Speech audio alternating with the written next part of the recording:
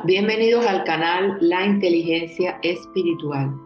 Y hoy continuamos con el tema La motivación de los hijos de Dios.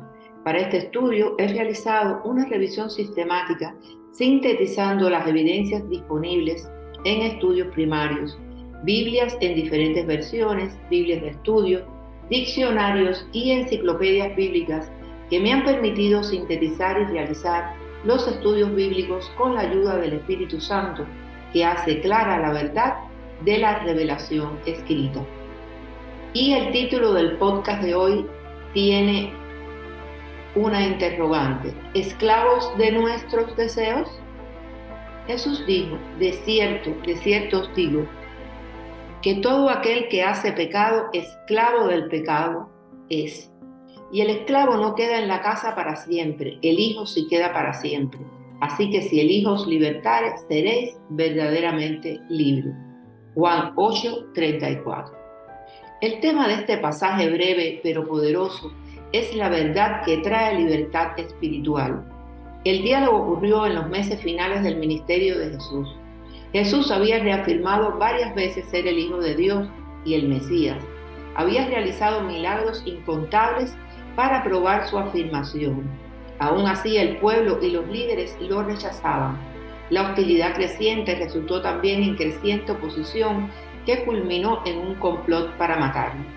Los judíos, a pesar de su orgullo y sus pretensiones de libertad en superioridad moral, eran realmente esclavos del pecado. Ser esclavos es totalmente estar bajo el control de otro y ser incapaz de liberarse a uno mismo.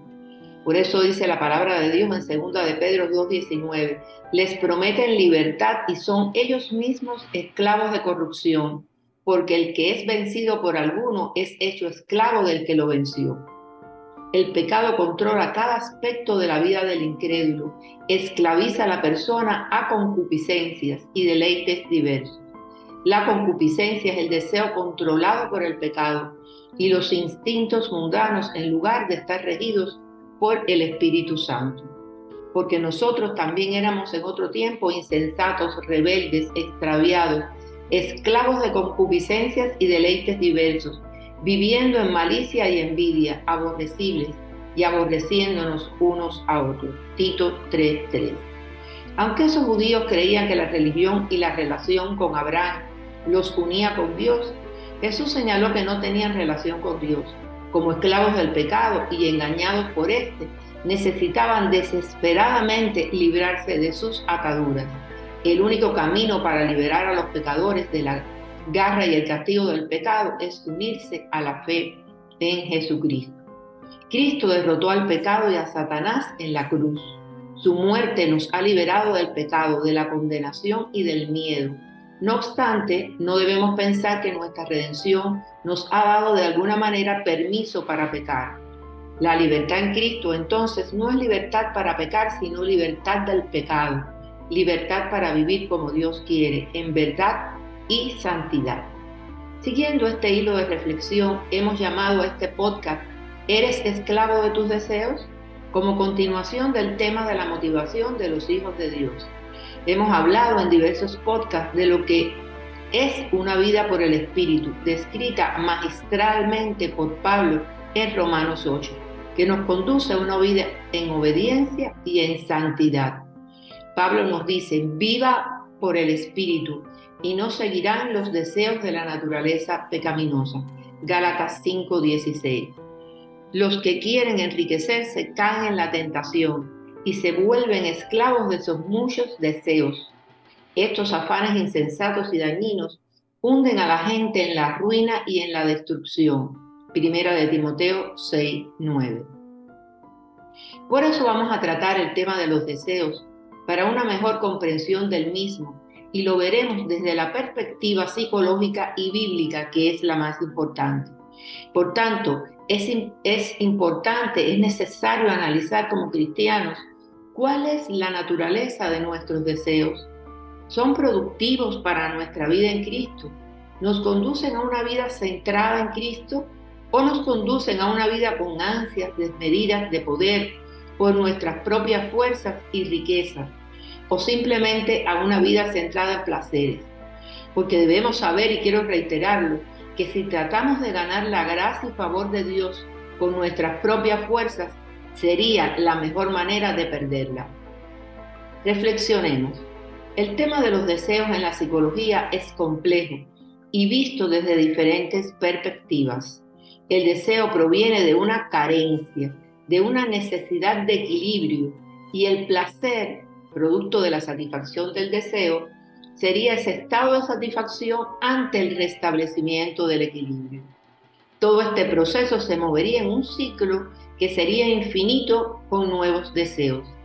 El apetito del deseo en el ser humano no acaba con la satisfacción de la necesidad, sino que va en aumento progresivamente. La imaginación humana instiga el instinto de poder y de vida hasta querer abarcarlo todo, poseerlo todo, estar en todo. La necesidad y el sentido de carencia es inmenso y continuo, y como resultado el apetito y los deseos se vuelven insaciables. Para Freud, padre del psicoanálisis, la realidad se construye por el rodeo que tiene que dar el deseo para alcanzar su satisfacción. Dentro de los tipos de deseos, los placeres son una especie de falsas necesidades inducidas en muchas ocasiones por las convenciones sociales y por los patrones culturales. Algunos ejemplos de deseos que no son ni naturales ni necesarios sería el ansia desmedida de poder, la riqueza, el prestigio social, el lujo. El deseo indica carencia, como ya dijimos, es la forma más pasiva o contemplativa que tiene la necesidad de manifestarse. O sea, el deseo es la antesala de la acción y preámbulo necesario en la aparición de nuevas necesidades. Pero los deseos no siempre nos conducen a acciones incorrectas. Los deseos bien gestionados nos conducen como cristianos a llevar una vida en Cristo. Deseo de alabar y honrar a Dios, deseo de estar en comunión constante. Estos deseos son expresión de una fuerte necesidad de Dios que nos impulsa a estar motivados para seguir, continuar en su camino. Debemos saber que el placer de una experiencia siempre origina en el cerebro una reacción. Aunque la fuente del placer no lo busca el cerebro, lo buscamos nosotros mismos. Hay escalas de impulsividad y reacciones de recompensa en cada persona. Y algunas personas tienen una especie de sellos en sus personalidades y eso los hace tener un factor de vulnerabilidad para desarrollar, por ejemplo, adicciones a las drogas, a la comida, a la pornografía. En estas personas puede existir un intenso nivel del deseo, tal vez para salir de situaciones estresantes, de ansiedades y de conflictos, que genera un intenso nivel de tentación.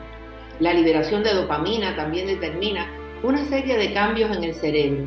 Entonces se configura lo que se llama un circuito de recompensa basado en buena medida en la dopamina, encargada de producir sensaciones placenteras y la sensación de relajación. Este circuito se refuerza con la repetición.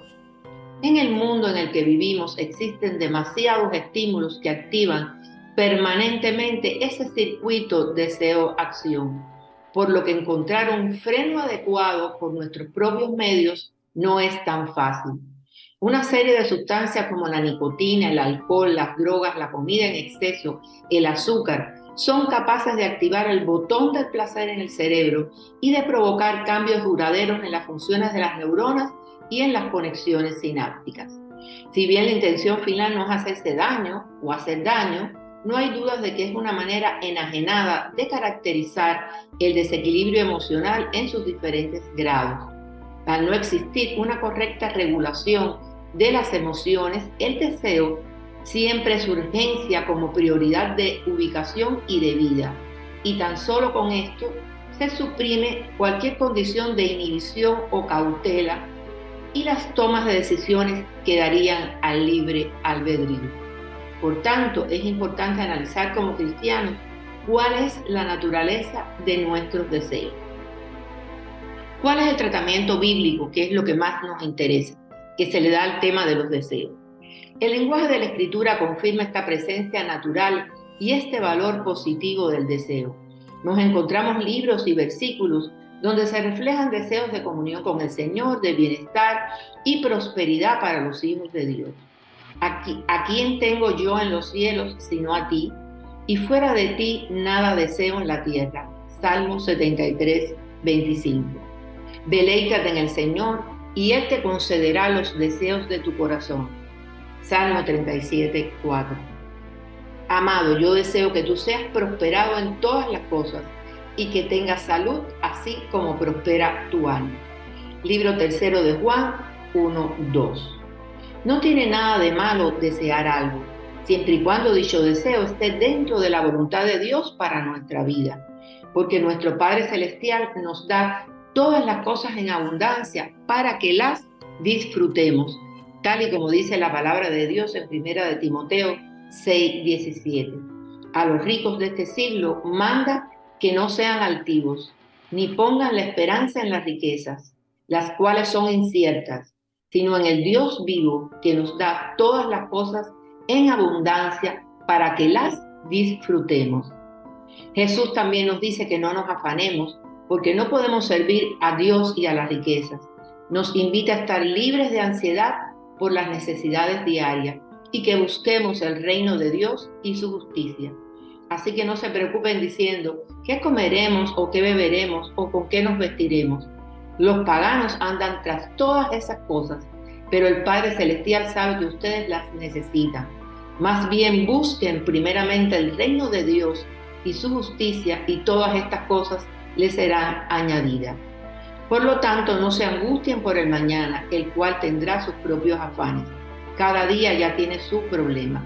Mateo 6, del 31 al 34. Por tales razones, si tenemos una vida nueva en Cristo, si tenemos el gobierno y el orden de Dios establecido en nuestras vidas, debemos quitarnos el ropaje de la vieja naturaleza, la cual está corrompida por los deseos engañosos. Efesios 4:22. Además, dice la palabra de Dios muy claramente: haced morir pues lo terrenal en vosotros, fornicación, impureza, pasiones desordenadas, malos deseos y avaricia, que es idolatría, cosas por las cuales la ira de Dios viene sobre los hijos de desobediencia, en las cuales vosotros también anduvisteis en otro tiempo cuando vivíais en ella. Pero ahora dejad también vosotros todas esas cosas: ira, enojo, malicia, blasfemia, palabras deshonestas de vuestra boca. Colosenses 3, del 5 al 8. Centrar nuestra atención, deseos y motivaciones en Cristo implica despojarse de determinados vicios y cultivar las virtudes de Cristo. Debemos despojarnos de los pecados de indulgencia con la sensualidad, las actitudes erróneas, el lenguaje vulgar y deshonesto y los prejuicios de la mente. Cristo debe gobernar y convertirse en el centro de nuestra vida. Nuestros deseos deben estar regidos por el Espíritu Santo, así que vivan por el Espíritu y no seguirán los deseos de la naturaleza pecaminosa. Gálatas 5:16. La vida cristiana en ocasiones se convierte en un fluir entre los deseos de la vida antigua y el deseo de seguir al Espíritu. Por eso es importante analizar lo que dice la palabra de Dios en 1 de Juan 2, del 15 al 17. No améis al mundo, ni a las cosas que están en el mundo. Si alguno ama al mundo, el amor del Padre no está en él, porque todo lo que hay en el mundo, los deseos de la carne, los deseos de los ojos y la vanagloria de la vida, no proviene del Padre, sino del mundo. Y el mundo pasa y sus deseos, pero el que hace la voluntad de Dios permanece para siempre. Por tanto, hay dos opciones: o el pecado, que trae la muerte, o el creyente en Cristo mata los deseos malvados. Porque por muy santo que nos creamos, siempre tenemos ataduras que tenemos que eliminar para vivir plenamente en Cristo. Por tanto, haced morir pues lo terrenal en vosotros: fornicación, impureza, pasiones desordenadas, malos deseos y avaricia, que es idolatría. Colosenses 3, 5. A Cristo toda la honra y toda la gloria. Y continuamos con el tema de los deseos la próxima semana. Bendiciones de lo alto.